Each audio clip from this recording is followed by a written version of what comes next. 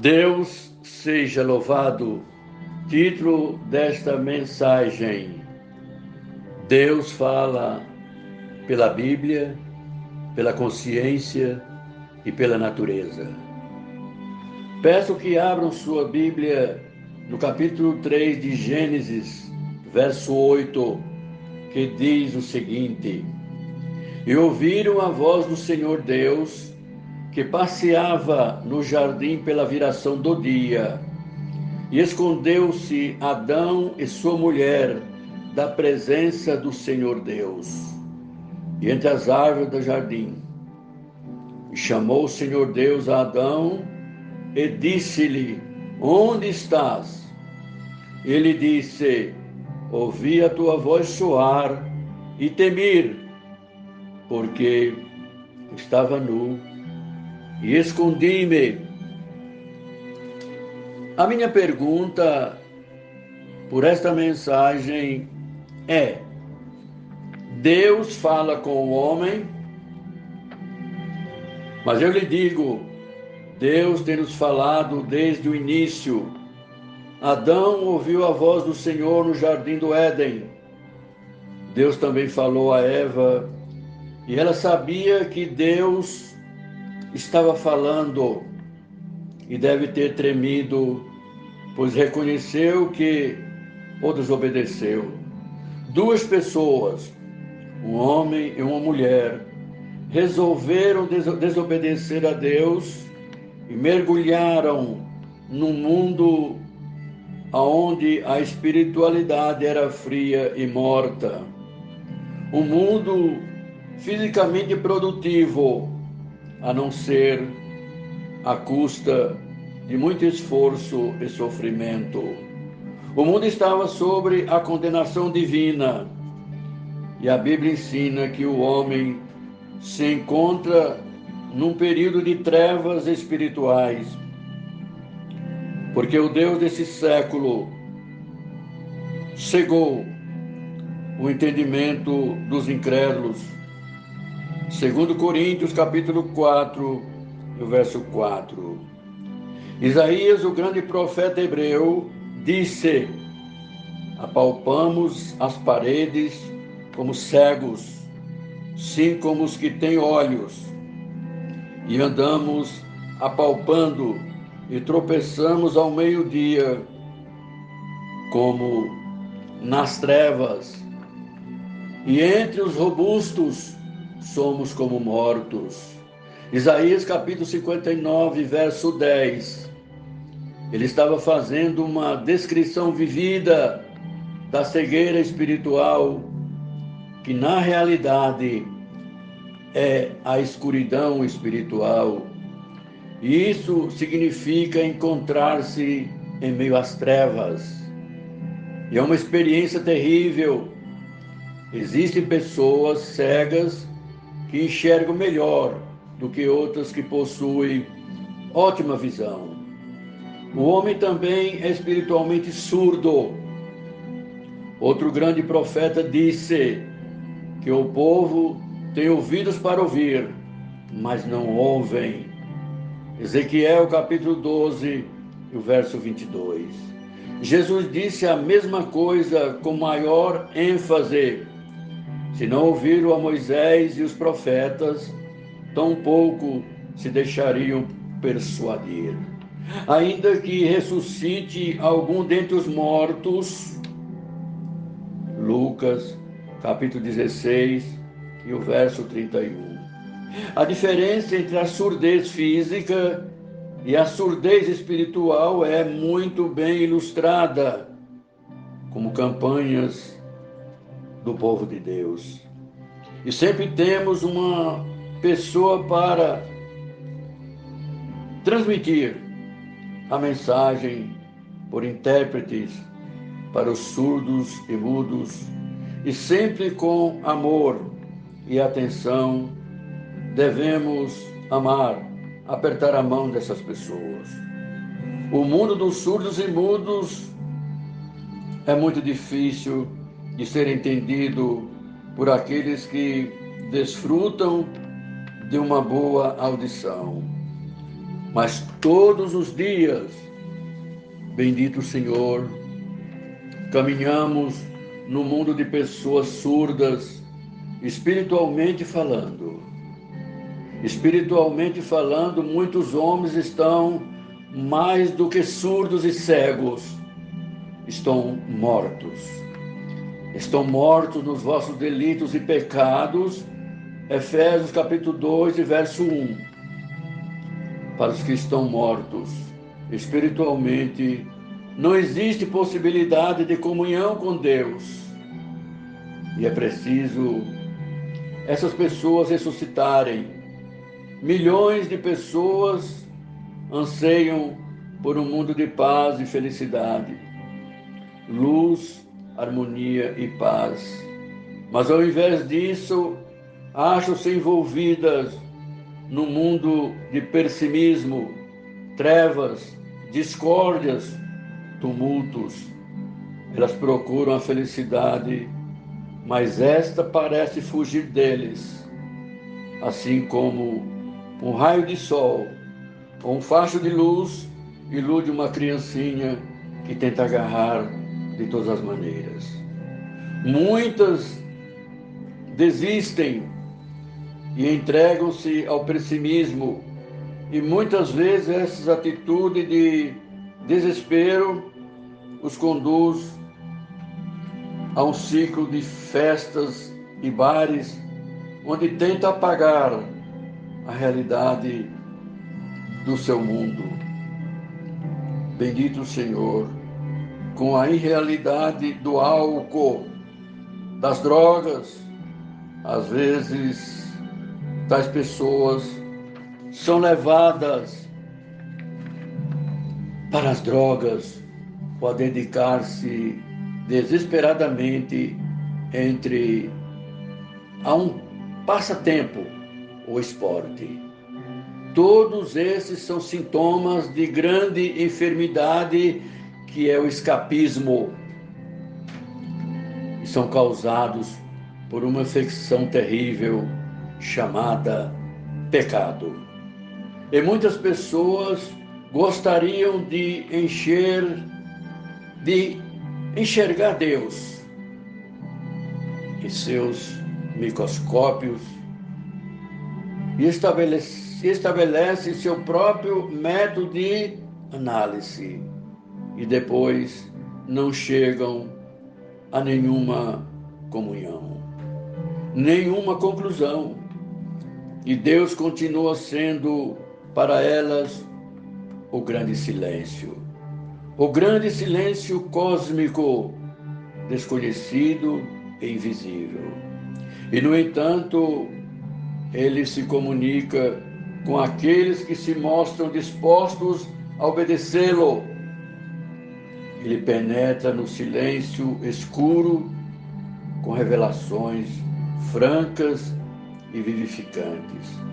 Através da natureza, da consciência humana, das Escrituras e da pessoa de nosso Senhor e Salvador Jesus Cristo. Deus fala, senhoras e senhores. Primeiro, Deus fala pela natureza. Pense nisso. Quem pode negar a existência de Deus depois de presenciar um parto, o nascimento de uma criança? Em sua linguagem peculiar, a natureza nos fala da existência, bendito Senhor, de Deus, seja no choro de uma criancinha ou no canto de um pássaro. É a linguagem da ordem, da beleza, da perfeição e da inteligência. A complexidade de detalhes de uma flor é obra das mãos de Deus. Os instintos das aves foram designados por Ele. Deus fala com o homem. Deus fala ao homem pela regularidade das estações do ano, pelo movimento do sol, da lua, das estrelas, pelo equilíbrio dos elementos que nos permite respirar. Os céus proclamam a glória de Deus, o firmamento anuncia a obra de suas mãos. Um dia discursa a outro dia, e uma noite revela conhecimento a outra noite, diz o Salmo 19, versos 1 e 2. As próprias dimensões do universo sempre se constituíram num ponto incompreensível para o homem, mas com as explorações do século XX, que lançaram o homem no espaço, a nossa mente ficou mais intimidada. Os cientistas que não criam em Deus devem ter ficado completamente confusos ao constatarem como o homem é tão pequeno nesta terra, que é parte de um grande grupo de galáxias estimadas em 100 bilhões, e cada uma delas com 100 bilhões de estrelas e planetas. E cada dia que se passa vão ser cada vez mais e mais. Vão descobrir coisas ocultas. Deus fala, senhoras e senhores, através da natureza, mas em segundo lugar, Deus fala através da nossa consciência. E você pergunta, o que é consciência? O dicionário define assim: consciência é o senso do certo e do errado. É o sentimento que dizem a uma pessoa quando está agindo certo e adverte quando está agindo errado. Faça aquilo que a consciência lhe ditar. Por vezes é um conselho sábio, mas nem sempre. Deus se revela em nossa consciência. Por vezes ela nos ensina com mansidão, inclinando-nos para a direção certa, como um introdutor. Outra vez, a consciência é nosso pior inimigo, torturando-nos dia e noite com uma inquietação agonizante. E Paulo descreve a inquietação da consciência, bendito o Senhor, nos seguintes termos: quando, pois, os gentios que não têm lei procedem por natureza de conformidade com a lei, não tendo eles lei, serve eles de lei para si mesmos. Eles mostram a norma da lei gravada em seus corações e testemunhando-nos também a consciência, seus pensamentos mutuamente acusando ou defendendo-se. Romanos capítulo 2, no verso 14 e 15. Algumas pessoas, mesmo tendo Deus, não possuem um senso de consciência mais forte do que outras. Mas aqueles que têm uma consciência morta ou cauterizada, é como um avião sem piloto ou um barco sem leme, navegando em rota de colisão com a circunstância do pecado. A consciência pode tornar-se entorpecida e até morrer. E em terceiro lugar, Deus nos fala pelas Escrituras. A Bíblia é o livro de texto das revelações. Na grande escola de Deus, contamos com 3 livros e textos. Um chama-se Natureza, outro Consciência e o outro as Escrituras Sagradas. As leis de Deus reveladas na natureza nunca mudam. No livro do texto de Deus revelado, no livro poderoso de Deus, a Bíblia Sagrada, Deus nos fala com palavras. A Bíblia é o único livro que revela o Criador para a sua criatura. Nenhum outro livro produzido pelo homem pode fazer tal declaração e apoiá-la com tantos fatos.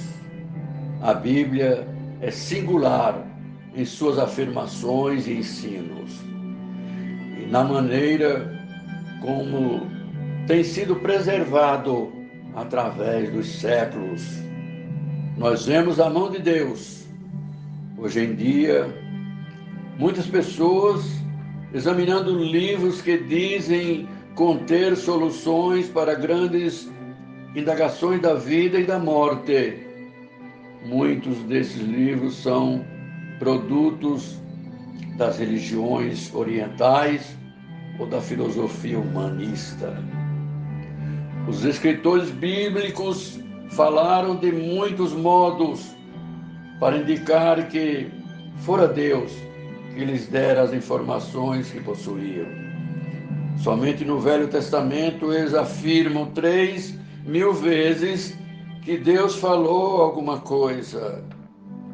Apenas nos 5 primeiros livros da Bíblia encontram-se várias frases. Deus disse, Deus falou, bendito o Senhor. Jesus, ele citava o Velho Testamento frequentemente. Ele o conhecia muito bem. Ele nunca duvidou das Escrituras. Ele disse, a Escritura não pode falhar. João capítulo 10, verso 35. Muitas pessoas passam a crer na Bíblia por intermédio de uma fonte de segunda mão, um conhecimento superficial, colhido de filmes épicos sobre a Bíblia, filmes de televisão, coisas que se ouve dizer e cursos de religiões comparadas, fornecem apenas uma visão humana das Escrituras. Informação de segunda mão serve um verso ou um relato bíblico pode falar a um coração de uma forma que outra pessoa nunca imaginaria. Foi uma fonte de primeira mão, numa livraria de segunda mão, que transformou a vida de toda uma família. Faça uso deste instrumento de comunicação pelo qual Deus nos fala, isto é, a Bíblia. Leia a Bíblia, examine-a, estude-a, memorize-a. Santo é o Senhor. Ela não é simplesmente um livro qualquer. Ela é um livro vivo que opera em seu coração, mente e alma. Sim, ouvintes desta mensagem, a Bíblia é a palavra de Deus que fala aos nossos corações, mesmo em lugares escuros, nos lugares onde existe fácil acesso à Bíblia. Ela pode até ficar empoeirada na prateleira. Entretanto, nos países onde é considerada literatura subversiva, ela fala de maneira mais incomum, pois a palavra de Deus é escondida no coração de qualquer pessoa é uma voz poderosa demais. Bendito o Senhor. É uma voz poderosa demais para ser abafada pelos intérpretes e as grandes dificuldades da vida. Bendito o Senhor. Deus está falando de muitas maneiras e de muitas formas ao seu coração. E para terminar, desejo passar para você que Deus fala conosco, meus amigos, através da pessoa bendita de nosso Senhor e Salvador Jesus Cristo. Ou seja, Deus nos fala com a maior clareza na pessoa de seu Filho Jesus Cristo. E Deus, nestes últimos dias, nos falou através de seu Santo Filho, Jesus Cristo, conforme está escrito em Hebreus capítulo 1, verso 1 e 2. Em todos estes séculos, muitas pessoas, acreditando que Deus é apenas um espírito que se encontra no interior de todos nós. Glórias a Deus. Nós todos os homens reconhecem, mas todos os homens reconhecem existir dentro de si mesmo um espírito livre e racional, independente de seu corpo. E este espírito é o que chamamos de Deus. Os filósofos encontraram Deus em todas as coisas. Bendito o Senhor. Mas foi somente na plenitude dos tempos, quando todas as coisas eram perfeitas e todas as profecias foram cumpridas, que Deus enviou seu Filho, nascido de mulher, como está escrito em Gálatas capítulo 4, verso 4, numa pequenina cidade do Oriente Médio, há 2000 anos atrás. Cumpriu-se a profecia de Miqueias, capítulo 5, verso 2, e Deus foi manifestado na carne.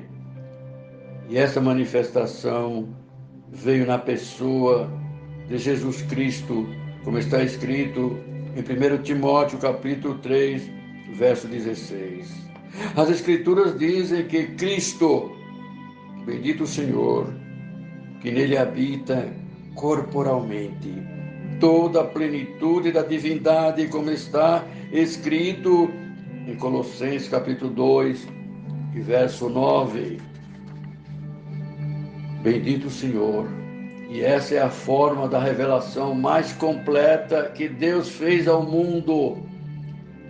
Você deseja saber como Deus é? Você tem esta curiosidade? Tudo que você tem a fazer é olhar para Jesus Cristo. A natureza tem perfeição, beleza. No mundo material que nos cerca, vemos ordem, força e majestade. E todos esses adjetivos aplicam-se à pessoa gloriosa do nosso Senhor e Salvador Jesus Cristo, no trabalho de nossa consciência, na magnificência da palavra escrita, encontramos justiça, misericórdia, graça e amor. Todas estas coisas são atributos de Jesus Cristo. E o Verbo, o Logo de Deus, se fez carne e habitou entre nós. João capítulo 1, verso 14. Jesus disse o seguinte aos seus discípulos e a todos nós que vivemos neste século: credes em Deus, credes também em mim. João capítulo 14, verso 1. Essa sequência de fé é inevitável, pois só cremos no que Deus fez E no que Deus disse, devemos crer, também naquele que Ele enviou. E como podemos crer? O meio pelo qual podemos crer, entendermos a realidade da salvação e da fé. Glórias a Deus. Deus não exige que entendamos tudo, mas Ele nos diz para crer, para crermos. Esses, porém, foram registrados para que creais que Jesus é o Cristo, o Filho de Deus. Para que crendo tenhais vida em seu nome. João capítulo 20, verso 21. A necessidade que temos de conhecer a Deus é nossa esperança de vida eterna. Bendito o Senhor. O desejo de uma nova ordem social. Tudo isso tem que estar associada para a única esperança que pode obter esses objetivos. Jesus Cristo, quando vamos a Ele, quando vamos a Jesus, o desconhecido se torna conhecido. A experimentarmos o próprio Deus. E quando a nossa vida em trevas e trópigas encontra-se com a luz eterna, encontra-se com a luz eterna de Deus, somos capacitados a enxergar aquele outro mundo que se estende, além da confusão e frustração do mundo em que vivemos. A pessoa gloriosa do nosso Senhor e Salvador Jesus Cristo. Portanto, você que ouve esta mensagem e que está perdido no labirinto da vida, faça atenção à voz de seu Pai Celestial e siga o caminho que você deve seguir. E saiba que Deus revelou-se para a raça humana que está nesse planeta, porque através da natureza, da Bíblia, da consciência e de modo completo na pessoa bendita de nosso Senhor e Salvador Jesus Cristo, que vive e reina para sempre. Amém. Mas agora, nesses últimos tempos, foi revelado e confirmado pelo Evangelho de nosso Senhor e Salvador Jesus Cristo, o que estava oculto, o que estava escondido. Bendito o Senhor, desde os tempos eternos, mas agora chegou ao conhecimento de todos os povos, nações e línguas. Porque Deus amou o mundo de tal maneira que deu seu Filho unigênito, para que todo aquele que nele crê não pereça, mas tenha a vida eterna. E Deus, por Jesus Cristo, seja hoje e eternamente glorificado.